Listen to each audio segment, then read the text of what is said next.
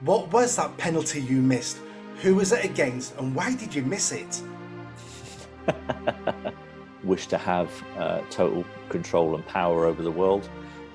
We know that one of the tactics they will use to do that is divide and conquer for the current political system to be brought down and a new system put in place. What price have you paid for speaking up and being a free speech advocate? Is that sometimes having so much so young as well just takes away a little bit of the edge of players when they don't really have to work hard anymore. They know they're not going to have to work another day in their life once they're finished playing football. And welcome back to Nick Talks. This week's amazing guest, and I know that every week I say amazing guest, but this week I actually mean amazing guest, is the footballer Matt Tissier. I have been following Matt probably from the early 90s, because in the 90s I went through a football phase. I used to go, well, I didn't play football, I was always too lazy for that. But what I meant was I went to the pub every Saturday, Sunday to watch the football with my friends.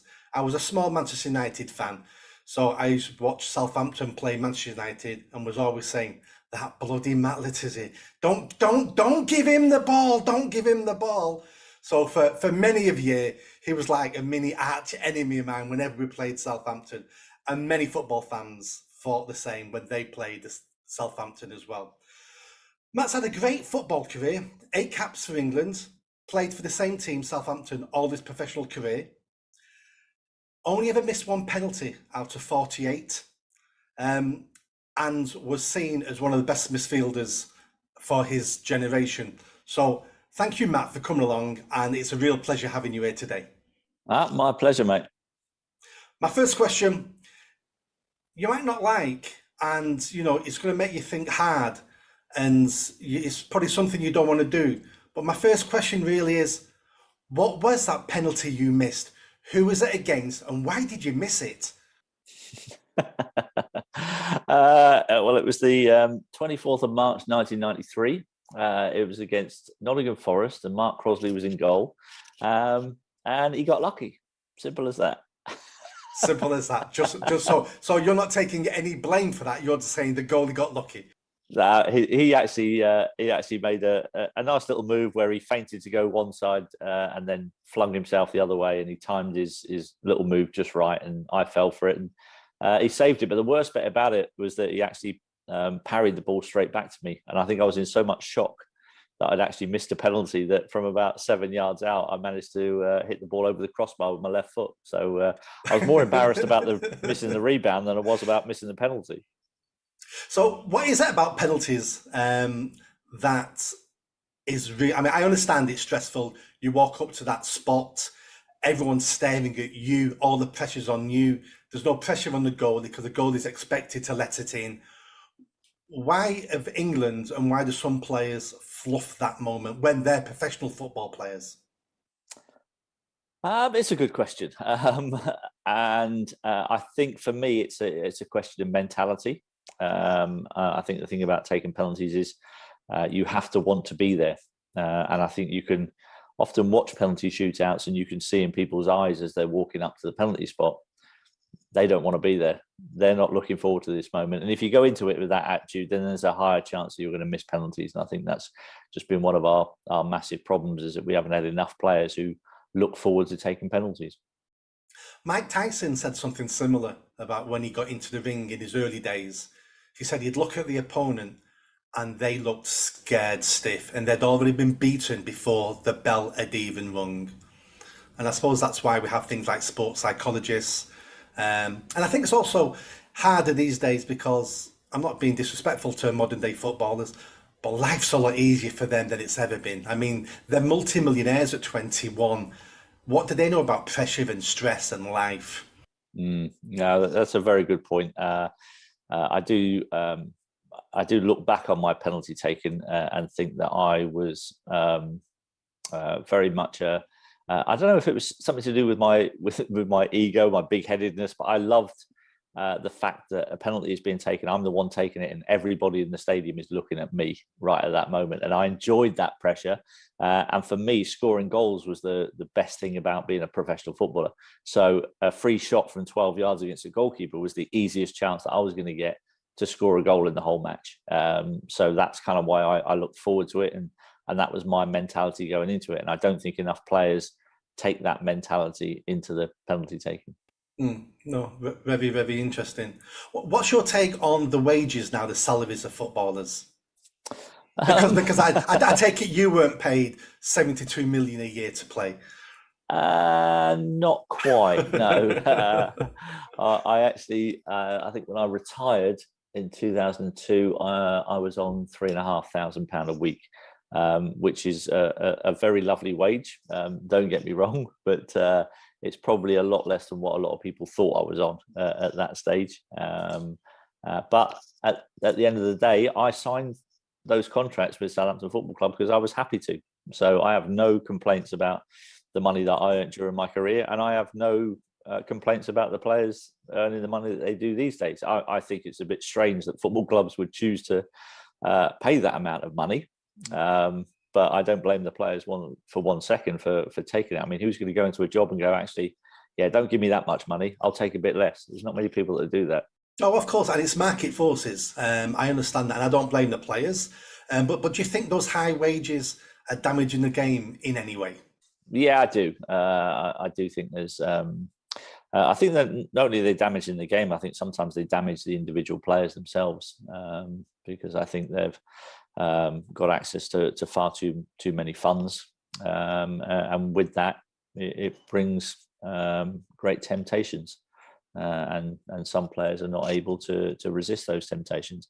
And I think, especially for the younger players, I do think that there should be some kind of limit as to how much money they can get their hands on, and perhaps a portion of those wages should be deferred until they're a little bit older and a little bit more sensible to be able to deal with those kind of figures that are coming in on a monthly basis. Yeah, no, I absolutely agree.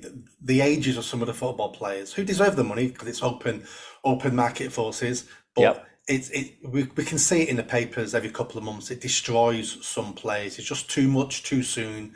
They develop a godlike complex. You know, we have football players in court almost monthly now for rape, and it's that Midas touch. They get what they think they want, and what they get is killing them and destroying them. Yeah, I think that's a very good point. And it's the other point that I probably make is that sometimes having so much so young as well just takes away a little bit of the edge of players when they don't really have to work hard anymore. They know they're not going to have to work another day in their life once they're finished playing football. So why are they going to push themselves? Why are they going to? Because that's why I think you see so many young players who come through, really exciting, and you think, wow, this is going to be the next big thing, and then all of a sudden they kind of tail off and they end up not quite getting to where you thought they were going to get to, and you have to look at that and think, well, is that because all the money that they've got, it just takes the edge off of them, and they don't really then have the desire to go and want to make themselves as best as they can be, and obviously there are players like Ronaldo and players like that who are incredibly professional and will get every ounce out of the ability that they've got, but there's a lot at the other end of the spectrum that kind of fall by the wayside, having showed so much potential, and then really don't go on to fulfill the things that we expect of them in their careers. Am I right in saying that sounds a lot like what Rocky in the movie says, "Eye of the tiger"? You lose that drive, you lose that I don't know what it is, but he calls it the eye of the tiger. Yeah, no, I think it's absolutely right. It is that inner burning desire, certainly that I had as a kid to want to be a professional footballer, and that didn't lessen for me during my career because I didn't have enough money to last me for the rest of my life and never have to work again. So I think there is definitely some merit in that argument. Yeah. Why am I going to go into that tackle 110% when I could break my leg? I'm already a multi-millionaire. Why am I going to run the length of that pitch for a hopeless ball I'm already a multi-millionaire. Does it matter? And I think that sort of attitude sneaks in so slowly, no one sees it. No, I think it's right. It's something that's never really talked about amongst pundits on the television either. Yeah. And you, from what I read, started your football career on the YTS scheme, I did. which for people who don't know, that was a government scheme in the 80s because unemployment was so high to get kids straight from school into any job, and the government would pay the employer. Was that about £40 a week, something like that, just to get you to give you a job? That would have been quite high. I was on £26 a week when I first started. So we did an apprenticeship that was meant to last 2 years, but it really kind of lasted till your 18th birthday, which for me was only about 16 months. So the first year I was on £26 a week, and the second year I got a massive rise to £35 a week. But I was only on that for about 4 months, and then I signed my first professional contract at Southampton in 1986, which was a 2-year contract, which I signed for £100 a week for the first year. And I got a huge rise to £120 a week in my second year. And that makes you work hard. When you've earned nothing and you're still working full time and you have drive, you have ambition, and you know you're only going to get more when you prove yourself and you push yourself. That's how we created in the 80s brilliant football players like you. No, thank you very much, mate. Right, let's change the subject because I'm not a huge football fan, and that's probably the limit of my football conversation just there in those 5 minutes. So I don't want to embarrass myself anymore. Um, as you probably know, I set a charity up 10 years ago, and I was sacked from it 2 years ago for criticising Black Lives Matter because they'd just come to prominence in the UK. I'd not really heard of them before. And we had the mainly peaceful riots in London that injured 26 police officers. So I Googled Black Lives Matter and read what they put on their own website and went, I don't like the sound of these guys. And because I've spent 20 years stopping kids getting involved in crime, campaigning to get more fathers back in the home, and trying to solve social problems, I thought I need to speak out on this because everybody thinks these guys are superheroes. But when you read the website, you read that the Marxists, they want to tear down capitalism. But the big thing for me was they wanted to, and the phrase was, disrupt the Western nuclear family. And I thought about that for several hours. And what that actually means is we need to get rid of more fathers in the home. And that's when I went, no, I'm not having this. So I spoke up, I wrote a blog, put it on LinkedIn to generate some discussion. Someone copied the link, put it on Twitter. I got sacked by friends of the charity I set up, and the rest, everybody knows the story. Then I fought back. Within 5 weeks, I made the board design and I got my job back. But it was absolutely horrendous 5 weeks. I sound a bit glib sometimes, as if I fought back and I won and I can take people on, but I was almost a destroyed man. It took me another year to get over the damage that did. So at the same time, you had something very similar because you worked for Sky Sports at the time as a pundit, watching football games, commenting on the game. So could you tell me what happened to you? Yeah. So we turned up in the studios one day, and as we were about to go on air, probably about a minute or two before we were due to go on air, our producer came in with these Black Lives Matter badges, and he said, "Can you guys put these badges on?" And I looked at it and I went, "Wow," because I'd done the same as you. I'd gone and had a look at what they were all about, and I wasn't comfortable with it. And I looked at him and I said, "Do I have to put this badge on?" And he looked at me and he just went, "It's probably in your best interest if you do." And that was it. And I was like, and this is like we're going on air in a few seconds, so I didn't really have time to think too much about it. So I put it on, and I just felt uncomfortable the whole afternoon. I wasn't happy about it. So at the end of the show, when the show finished, I went to the producer and I said, "Look," I said, "I felt really uncomfortable wearing that badge. I know what that organisation is. I know what they stand for. I don't agree with it. So I won't be wearing that badge ever again. If you want me to wear a different badge next week, the kick racism out, any of badges of that description, then I'm more than happy to do that." Apparently that kind of then blew up in the newspapers, and I was labelled as a racist for not bowing down to the Black Lives Matter movement, and nothing could be further from the truth, really, for those people who know me. But I stood up for what I felt was right, and I didn't wear that badge ever again. A lot of people still were wearing it. I didn't. And whether or not that had anything to do with the fact that I lost my job a couple of months later, only Sky will be able to tell you that. If it didn't, if that wasn't the reason you lost your job, it would have contributed to the reasons you lost your job. So you're right. Let's not, jump to big conclusions, because we don't know. Only Sky Sports know the reason why they let you go, but it would have absolutely contributed, especially as Sky Sports then for another 2 years promoted Black Lives Matter. Yeah, it didn't stop, and eventually the truth comes out. We've seen what they spend their money on, and all that kind of stuff. So I think I feel, and I'm sure that you do, that we are thoroughly vindicated in the stance that we took. No, absolutely. I mean, you look what's happened now. Tens of millions of dollars missing, multi-million pound mansions bought for individuals. The fraud is horrendous. Lots of the chapters across America, people in there have been arrested for prostitution, for gun crime, for paedophilia, for rape. And you look at the organisation, you think this was just a huge scam. It was a huge Ponzi scheme. And at that time in 2020, it felt like a revolution was coming, and everybody was terrified to put their head above the parapet. Now, I think I was probably one of the first to do something like that, and I had no idea at the time what was coming for me. And I'll be completely honest, if I knew what was coming for me, would I have wrote that article?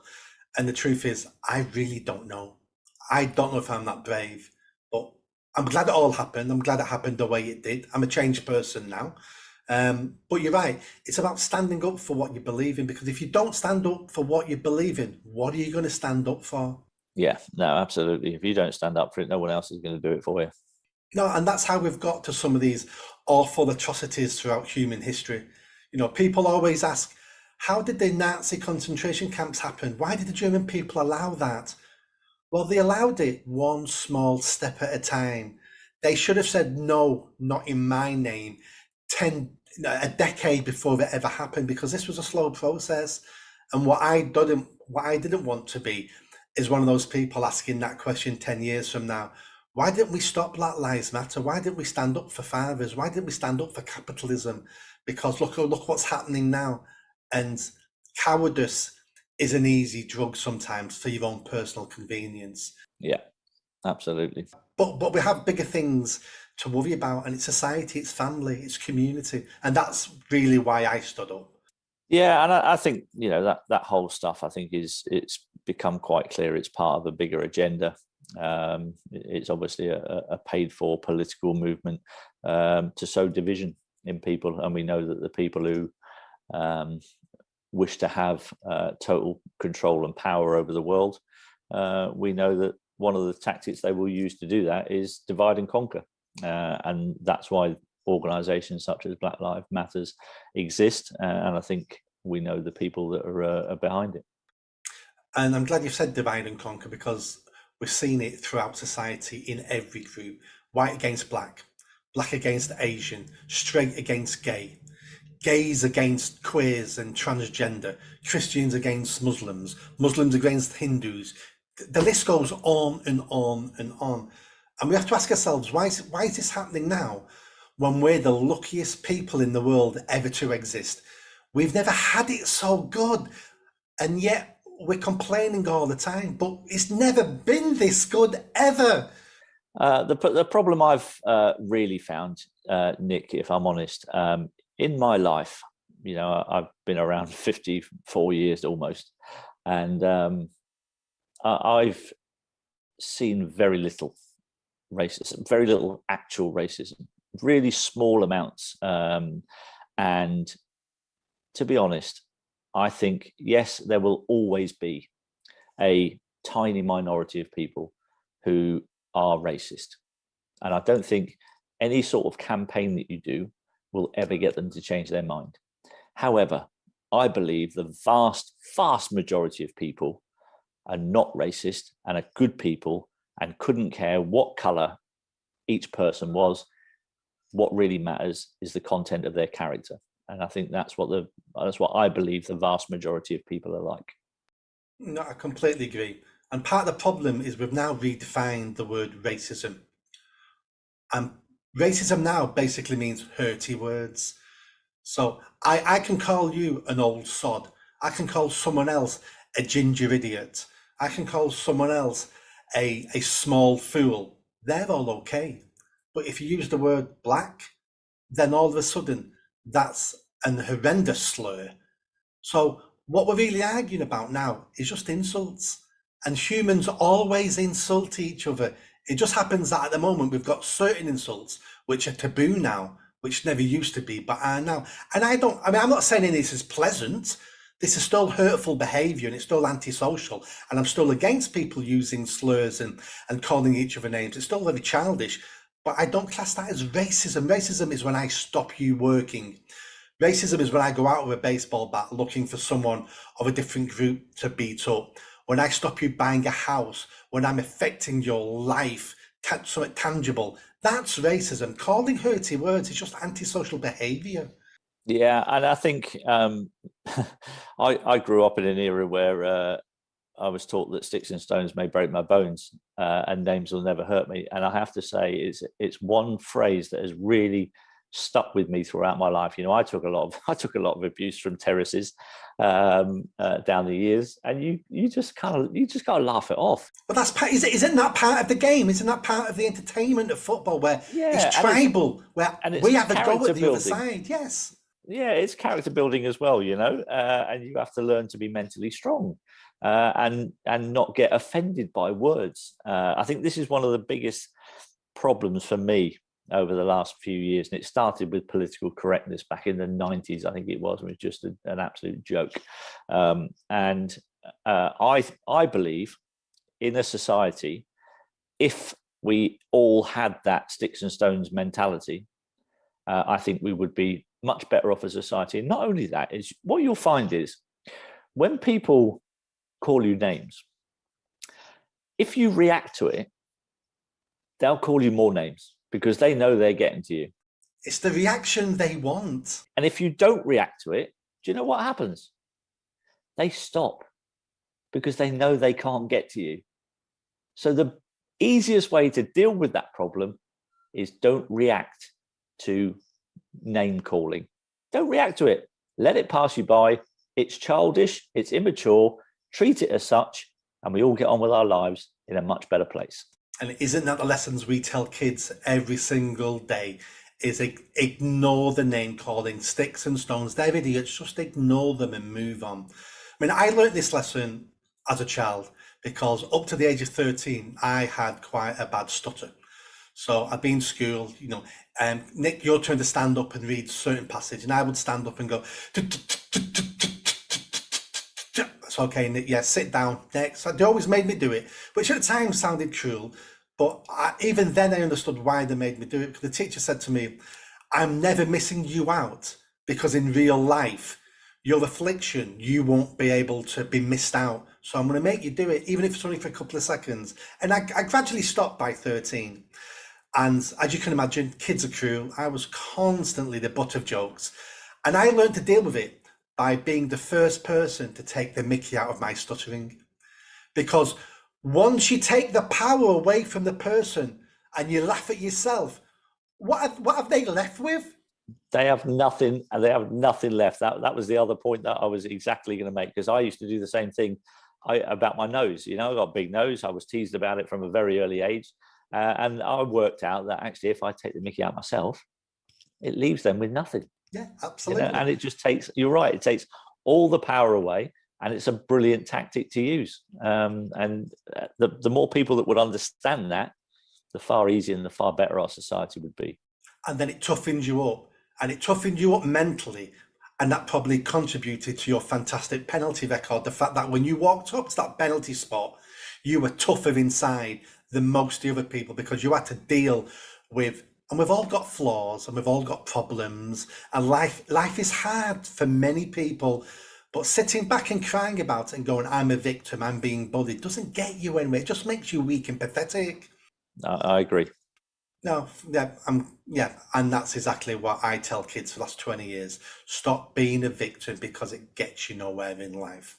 So a lot of things we've been talking about then, a lot of it comes down to our promotion of free speech because I know that you're a big advocate for free speech because in a free society, it means free speech. Even if you're wrong in what you say, people still should have the right to be able to say it and then to be corrected by somebody else. Absolutely. How do you get new ideas unless you talk about your wrong ideas for someone else to show you where you're going wrong? That's what a free society is all about. Exactly right. And I've never professed to be right on everything that I've said. I've had an opinion on it, but I've always taken the stance that if somebody can come to me with enough evidence that makes me go, oh, hang on a minute, yeah, your side of the argument makes much more sense than my side. I'm happy to bow down to you here and go, fair play. I was wrong and I'll change my mind. And I think that's where in our society today, we don't have enough people, enough leaders, enough people in positions of power who are actually prepared to be man enough or woman enough to actually say, yeah, do you know what? I got that one wrong. I'm going to change my mind on that because I think you're right. A society that can openly debate things is a much better society, and not one that is promoting censorship and silencing of any opinion that goes against the mainstream narrative, the government narrative, or what the BBC and Sly News and all that kind of stuff. All those want to try and push agendas on you, and it's just propaganda being spouted at you through the television the whole time. It's not a world that I want to live in, and I think we need to stand up. The more of us need to stand up and fight for free and open debate. And I would go one step further and say it's even slightly worse than that terrible situation you just painted. And it's slightly worse because we're now actually given our opinions. This is the opinion you must have. So it's not even just shut up, you're wrong. It's shut up, you're wrong, and start preaching this mantra because this is the opinion you should have. And that's what I've now come to believe. I've now realised that that's what the television has been used for. It is unfortunately become a brainwashing tool and tells you how to think. It doesn't give you the news. It tells you what to think about subjects. It tells you how to think, and you've got to think the way that the BBC or the government tell you, because let's be honest, they're controlled by the same people. That's always been the case. TV, media has always been there as a type of propaganda because thousands of years ago we had this. The tribal leader would want his views propagated. There was no discussion because we needed to keep society or keep a tribe harmonious. So you couldn't have 72 different versions. That had to be what the tribal leader said. So I do get it to a certain extent. But what's happened this last 10, 15 years is the internet and social media. So it's a lot harder now to be able to control the narrative and people can see through it. So that doesn't mean what we used to do has to stop, and it doesn't mean it has to continue. It just means we have to come to a better way of dealing with it in this new age. And I haven't got the answer. I mean, this is going to be a complicated decades and decades. It's going to take us to get through this and understand what the new norm is with this technology. It's extremely complicated. It is extremely complicated, but I think the one thing that has to happen for our society to be better and to move forward is for the current political system to be brought down and a new system put in place that doesn't mean that you've got to be from a certain subset of society to be able to make it to the higher echelons of government, because I have come to believe over the last few years that the people in government are not serving their people. I believe the people in government are only there to serve the people above them and not to do us any favours. And we're the ones that elect them, and we're the ones that pay them, which makes it incredibly frustrating. I think part of the problem there is professional politicians. We used to have miners, we used to have milkmen, we used to have school teachers who would then go into politics. All we have now are people who wake up at 15 years old and go, I'm going to be a politician, then do A-levels with media studies and politics, then go to university. While they're at university studying politics, they then meet an MP or write to an MP and become one of their assistants or researchers. Leave university, then do a poorly paid job for an MP, then get a safe seat, then get elected. And it's like, no life experience. I don't understand anything in the real world. It becomes a job. And that job is, I need to shout the loudest that the other people are Nazis and bad. And I need to make sure my party stays in power, even if they do the most horrendous things or incompetent. And it's like, none of this benefits anybody in the country. Absolutely. I think you hit the nail on the head. There's not enough people with proper real life experiences at the highest levels of government that know what it's like to be a normal person. And unfortunately, I think that the system is become so corrupt. The wastage of our taxes is probably the biggest scandal of all time. The amount of taxes that there are now, that we didn't have 50, 60 years ago. And still we just get people going, oh well, the NHS is still underfunded, and the roads aren't good enough in this country, and the infrastructure is poor. And you think, well, you're getting enough money, you're getting way too much money, and I believe that the government should be a far smaller entity, and I believe that the people will spend money more responsibly than what the government will do, so the taxes should be lower. I worked for local government for nearly a decade, and I can tell you hand on heart, the incompetence is something you would not. I could tell you stories now. Oh, I believe. And it just goes beyond you can possibly imagine the incompetence. I'm not always fully agree with people who think it's complete corruption and they're skimming money off the top. It really is pure incompetence on a mass scale, because all these people who work for government, none of them refer to the money they spend as taxpayers' money. It's always the budget. We used to get special grants when I worked for Manchester Council from the government, and we didn't call it a budget. We used to call it funny money, because where did that money come from? Oh, we don't know. It was some pot from the government, and we called it funny money, and we'd spend it with no idea and no connection to this is taxpayers' money. And what we need to do is every budget in every government department needs to be held accountable, and we need to hold civil servants accountable for every penny they spend. Absolutely. Because at the moment we don't. Yeah. And one of the biggest wastes of money is at the end of March every single year. I don't know if you know this. Obviously the financial budgets for every department, for every project ends at the end of March, and you get your new budget the 1st of April. So if you don't spend all your money by the end of March, they cut your budget for next year. They cut your budget for next year. So you have an incentive. So if you've got 50 grand left over, rather than saying, look what I've saved this year, they go, oh, we're going to knock 50 grand off your budget next year. So they waste it. I know people who've bought £17,000 coffee machines for the office because they had to get rid of the budget. Wow. So even the whole process is just incompetent. None of it works.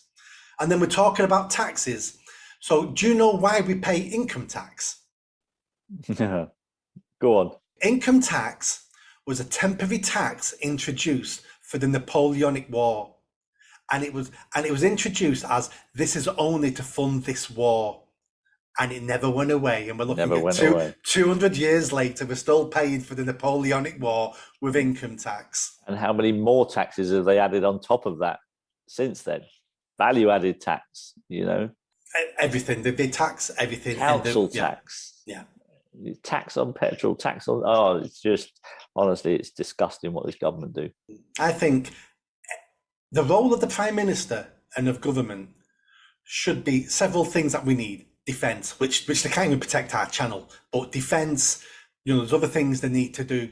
But one of the biggest jobs a Prime Minister should be doing is keeping government out of almost everybody else's lives. Yeah. Government interferes too much with how we raise our children, what we eat, where we go, what we do. I mean, look at what they did over COVID. You can't go here, you can't go there. We need government out of our lives. Otherwise, it beggars the question, are we really a free people when the government can tell us what we can and can't do? No, we're not a free people. And I think one of the simplest things that kind of I tell people to get them to understand just how corrupt and stupid this government are is that during COVID, they shut gyms and they kept McDonald's open. Now, come on. I mean, this is a virus apparently that only affects you if you're not particularly healthy. So what we're going to do, we're going to shut the gym so you can't be healthy, and we're going to keep McDonald's open so you get even more unhealthy. So come on. I mean, it's not rocket science. It's a joke. It's yeah. I mean, the first couple of months of COVID, I could understand and I could let go some mistakes because it was new, it was different. The world was scared. They didn't know what to do. So the world was scared because of the media. Oh, absolutely, absolutely. Let's make that clear. We looked at the pictures from Italy and from China. It was all social media driven. But I get that. But I don't want to be tough on politicians. I could give them a bit of leeway at the very beginning. But it became, after a couple of months, it became quite evident of how dangerous this was. But yet they still continued with it for another year and a half. No, I think there was evidence early enough from the Diamond Princess cruise ship, which told everybody that this wasn't the dangerous pathogen that they thought it was. And that was before we did any lockdown. So I have zero intolerance to any of the politicians who made those decisions because there was evidence around if they chose to look for it. Like I say, everyone is entitled to different opinions. Absolutely. And to say what they want, and it doesn't mean that anyone has to agree with me or agree with you, because that's what free speech is about. And that's right. You're never going to meet anybody in your life who agrees with you on every single subject. It's just not ever going to happen. And how boring would that be? How boring would that be in life? Probably boring. So you have to understand that that's what free speech is about. So you can have these discussions, not get upset with each other, but can have a grown-up conversation where you give an opinion, I give an opinion, and then if we don't agree at the end of it, we just go, oh well, never mind, we've got different opinions. Crack on. Exactly. And the people you disagree with on one particular subject, you'll find out you have so many other subjects and topics you're completely in line with, because humans are complicated. We're not the same. We have different ideas, opinions, life experiences, upbringings, heritage, culture. So there's bound to lots of things we agree with and not agree with. Yeah. My final question really is, what price have you paid for speaking up and being a free speech advocate? Have you lost any personal friends? Because I have. I haven't actually. Oh, not that I'm aware of. I think there are people that disagree with me vehemently who are good friends of mine. But as I said, we have a conversation, we disagree, and we go, oh well, we disagree. We can still be mates. It's not a problem. And so I've managed to keep those situations in check, and I've managed to keep my cool when I'm passionate about something, but I also am passionate about free speech, and I understand that people are going to have different opinions to me, so that's absolutely fine. So I haven't lost any kind of personal, real close personal friends over COVID at all. I probably did lose my job, if Sky are honest. I think I've resigned as an ambassador at Southampton Football Club, which was my decision. So I can't really say that I've lost that because I spoke out. It was my decision to resign. Did you do that to protect the club you love? That's exactly what I did it for. Exactly what I did it for, and that's the only reason that I did it. It cost me a little bit of money. It wasn't a huge job. It wasn't something I relied on in my life to pay my mortgage, which I still have. So yeah, I lost in terms of work. I've lost a few jobs. I actually also turned down. This wasn't really to do with freedom of speech, really. Well, I kind of guess it was a little bit, but the PlayStation game, FIFA, the EA Sports game, the very popular FIFA game. My agent came to me about, I think it must have been about 18 months ago, maybe 2 years ago now, and said they're doing a Legends section on the FIFA game, and they'd like to use your image, and here's a 6-year deal, and would you be interested in signing up to that? And it would have meant that I would have had to have done not only my image, but I would have had to done a little bit of PR for the game, and a bit of PR for FIFA. So I've probably spent the last 3 years on my social media account giving a lot of criticism to FIFA, who, let's be honest, are not the most trustworthy organisation in the world. I think there's been a lot of corruption, a lot of bribery allegations in FIFA, which have all, quite a lot of them have gone to court, been proven. And so I've been calling out FIFA for their corruption over the last few years. And so when I went back to my agent, I said, well, I don't really want to have anything to do with FIFA, if I'm honest. I've just spent the last few years slagging them off on my social media account. I don't really want to have anything to do with them. And obviously my agent was a bit disappointed, because he's obviously missing out on his cut of the deal. And he said, is there no way that we can kind of get around it with the FIFA thing? So I said, well, I'm not backing down on the FIFA stuff. So if you can do me a deal with EA Sports, which means I don't have to promote anything to do with FIFA and do any work for them, then I'll sign it. And so a couple of weeks later, the offer was withdrawn, and so I didn't sign that contract with FIFA or with EA Sports. Good for you, because it's talk's cheap. But when people dangle money in front of people, we've got Gary Neville going to Qatar. As we've just seen with Gary going to Qatar, yes. So, once you dangle money in front of people, it's amazing, especially socialists. It's amazing how many socialists go, oh, thank you for the money, comrade. Champagne socialists you're talking about there? Yeah, absolutely.